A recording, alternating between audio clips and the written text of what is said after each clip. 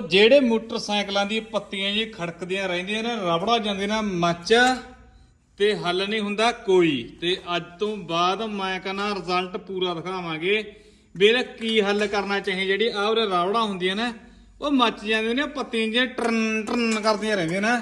ਆਪਾਂ ਹੱਲ ਕੀਤਾ ਇਹੋ ਜਿਹਾ ਸਪਰਿੰਗ ਲੈ ਲਿਓ ਬਈ, ਇਹ ਸਕੂਟਰ ਦੇ ਗੇਅਰ ਗੁੱਛੇ 'ਚ ਹੁੰਦਾ, ਦੇਖ ਸਕਦੇ ਹੋ ਬਈ।